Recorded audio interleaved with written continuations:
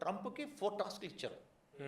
ఆ నవంబర్ నుంచి ఈ 26 సెప్టెంబర్ లోపల ట్రంప్కి 4 టాస్క్లు ఇచ్చారు. ఎందుకంటే ఈ సెప్టెంబర్లో Trump will be out of president power. అది దింపేస్తారా, దిగిపోతారా, ఏదైనా జరగవచ్చు. దాని లోపల మిడ్ టర్మ్ ఎలక్షన్స్ ఉన్నాయి, మిడ్ టర్మ్ లో దిగిపోవచ్చు. అంటే మరి రిజల్ట్ బ్యాడ్ అయితే ఇంపీచ్మెంట్ చేసేయచ్చు. అంటే ఒకటి, వెనిజులాలో ఆయిల్ మీద గ్రిప్ తెచ్చుకోవాలి అంతే. ప్రెసిడెంట్ కిడ్నాప్ చేస్తారని చెప్పలేదు.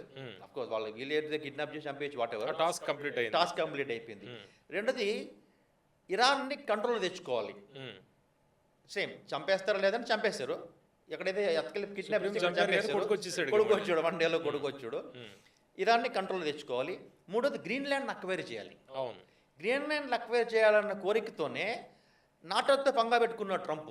జనవరిలో వచ్చింది, ఇష్యూ సైడ్ అయిపోయి ఇప్పుడు ఇరాన్ ఈ జనవరిలో గ్రీన్లాండ్ అనుకున్నారు. ఇప్పుడు నాటో కూడా బయటకు వచ్చేస్తున్నారు.